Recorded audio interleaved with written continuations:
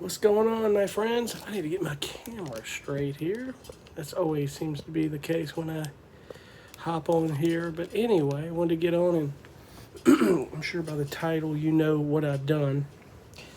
I upgraded my MacBook. I put this thing off, and technically, I think in the end, I probably for a while wouldn't have needed to do it.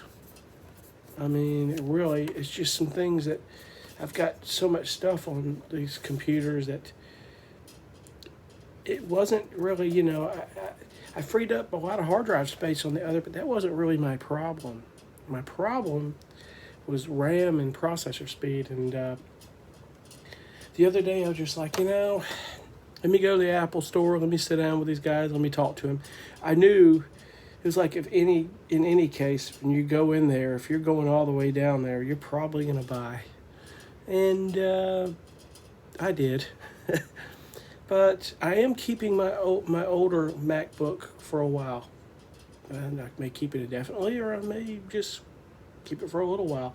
And I bought that in 2017. It's still a really great laptop. It's incredible. It's just, it only had 16 gig of RAM on it, and I didn't realize, I had overlooked it. I knew better, but I'd overlooked it.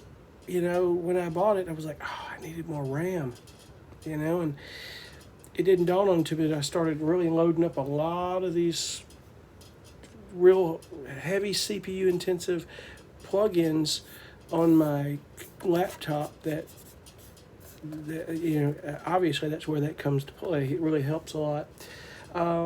These new MacBooks are nice, but they're a little quirky with the M1 chips. It's still some things you'll have to go into each program in your applications and right click and hit open with Rosetta and let that connect to it. It's not hard because the computer comes with it. Ask you, want to install a Rosetta, do it. Just go ahead and install the Rosetta software that Apple has developed. Obviously, Logic Pro is seamless with it, and it really is a lot quicker. It really performs well on these new MacBooks because Logic Pro is Apple and it's on an Apple computer. So they're now developing their own M1 chips, which, as far as I know, completely they've separated from Intel, or for the most part. And a lot of things that I read, it's a very good thing that Apple did this because Apple's developing and making a chip that to their specs that they want. It's going to work well for their computer. So in this case with Logic Pro, it's hardware with software mating together pretty well. And the same is, my nose itching. The same is with, like Final Cut and these video editing softwares for these new MacBooks. It's hardware with software that mates together very well. Now, are there some quirks still a little bit? Yeah, with the M1 chips there are. I know Reason isn't M1 compatible yet, but it's working through a lot on this computer still. But there's some things that won't come up in Reason or won't work, and it will work on Logic Pro. And it's going to take a little time, so rest assured, it'll be a long time before I upgrade my MacBook. Long time, so. I was going to hold out actually until the M2 chips, but I got to thinking, what if we got into another problem where these M2s, everything wasn't M2 compatible, and then I got myself in a trouble. I don't think that would be the case because they quickly got it fixed with M1. I think it would be okay, but you just don't know.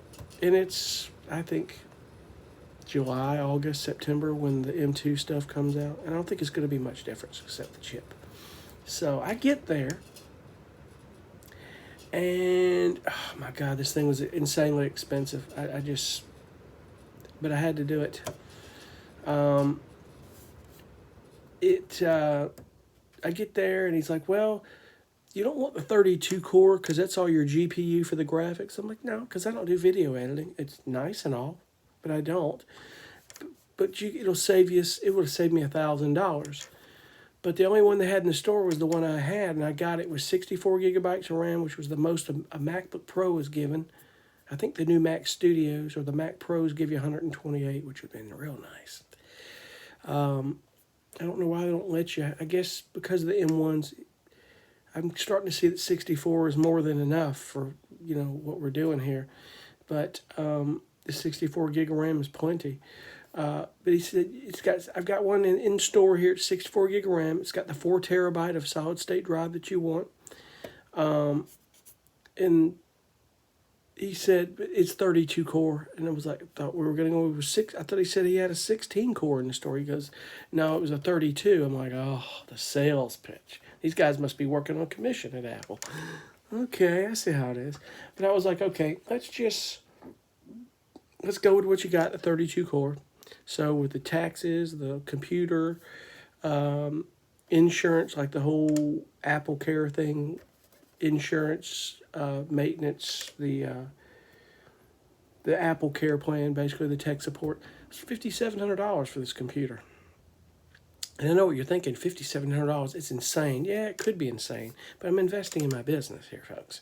I'm putting money back into it, and I've needed to do it. Now, again, I didn't have to, but if I was going to continue to put up with a lot of the problems I was having, it was causing me some problems, and it was affecting some production. And I'd have to, things I didn't catch, the publishers would call me back and go, you've got this glitch, or something's dragging in your mix, or or I'd find that it didn't render certain instruments and I didn't catch it in those layers. I'm like, wait, where is that pulse synth that I put in there? I'd go back and it didn't render it. It's the processor speed and the RAM that's not doing it. And, render it to audio and bounce, some tracks and freeze them can help. But it's also, that causes a lot of more work and a lot of problems with when you bounce that to audio. There are things that lose their tail, and you have to be very careful when you bounce audio to tracks within a session, is that you want to make sure that you take that range of MIDI and extend it out a little ways if you have room to do so that tail will go out. You can always edit it later, but you want it to reverb out. If not, it's just going to cut off and pop, and it's caused problems. So sometimes I will probably have that issue with this computer. It's nothing perfect in the world. Trust me, none of this is perfect. I'll still have things, I'll overload and do on this. It's not going to be perfect, but it's not going to be as often as it was on the other. Now, I intend to keep my laptop. I'm going to keep it. I'm going to keep it for how long, I don't know, but what I did find out, which I think is so cool, because I thought I was going to have to get everything backed up over here, re-download all these programs for days. It would have taken me doing the new one. And Apple has the migration software now that when you're both on the same Wi-Fi, side by side, you connect them to and from where you're transferring to and where you're pulling from, and you hit the code and okays, it syncs them.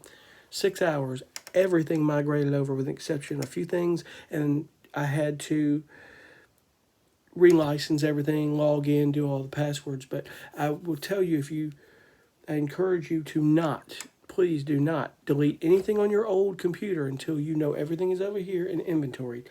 I literally went through and I inventoried every piece of software I had and everything I was doing. I'm still going through it to make sure. I'm going to keep that for a while. What I was going to do is just reset that old laptop to factory settings, just put the DAWs on there and just use free software. But for right now, I'm not doing anything until I know everything is over here, because it might be a piece of software that didn't carry over and I don't remember that I had. And a lot of it is a lot of your contact stuff, the side contact players that don't go into your contact player like Native Instruments does, but it's a lot of the Sample Hero stuff and a lot of the 8DO stuff. And I'm noticing here's a lot of stuff that I haven't used that I need to use, and I need to go through and do a separate list of everything I do for tension_music and other stuff, because I'm not using it, and I need to use it because there's a lot of great stuff, like a lot of the 8DO stuff I haven't been using. I need to dig into that stuff. You can literally get too much into this and forget what you have, so there's nothing wrong with having the stuff you want and need, right tools to do this with, but you gotta make sure that you have maintain inventory of it. That's about the best way of putting it. So, like I say, I'm still going through this. This thing is nice. The power plug is different. It's got a few more ports. It's a 16-inch screen, and my other one was a 15-inch, which is okay. It's a little bit bigger. It's fine. I said, if we're going to do this, let's go 16-inch. I'm good with it. Let's do that. God knows you're paying that much more money for it. You may as well do it the right way the first time. And I learned that years ago the hard way. But I'll show you something kind of cool. If you don't, if any of you do not have one of these new M1 Macs, the power plug is interesting. It's like magnetic. You know, you had the old USB-C that powered it. Now this is, you have these connections, copper connections, but it's magnetic. It's pretty cool. It has a light on top of it, and I was like, how's this plug in? And it just sucks it right in. It's magnetic. And it's the copper, your electrical connection, so it's so cool. Much better cabling for your power. So there's a lot of improvements here, it really is. The screen size, so as I mentioned earlier, 32 core is what the graphic and the video editors use. He said the graphics are incredible, and they weren't lying. It's amazing. It really is amazing. So be it that it may, that's the latest, and I will keep you updated on how this goes. But like I say, if you're going to update your computer, you know, the migration software will also migrate some things from a PC to a Mac over too, which I haven't looked back since I've been Mac years ago. I haven't even touched a PC. I don't have a reason to right now, and I'm fine. But, you know, I get it. Mac isn't for everybody, and that's okay. I don't say these things to say, man, you have to have a Mac to produce music with. No, you don't. If PC works for you, you stay with it and you work it because that's your thing and that's okay. It's not for everybody, and that's okay. I go with it because it works for me, and it's what I need. Right now, I can't see the sense of going to PC. It's just not stable enough. I had too many problems. This blue screen of death on a PC, and you lose everything. Not to mention you lose sessions that you're working on currently. It's very scary. It really is. You have to be very careful. It's why it's very important to hit save multiple times throughout a session. Keep hitting save, and always back up your stuff. Always back it up. So anyway, I'm jumping off here, but that's the latest with me. Decided to go ahead and bite the bullet and upgrade it, and it was expensive. It was, my gosh. But I started looking at what these PCs were running now that are nowhere near as vast as this, and they're $4,000, and I'm like, I am not paying $4,000 for a PC. Not gonna happen. No. I don't know of a PC in the world right now that I would pay $4,000 for. So that's that. So anyway, I'm getting off. Thank you so much for watching, and we'll see you on the next one. Be cool. Bye.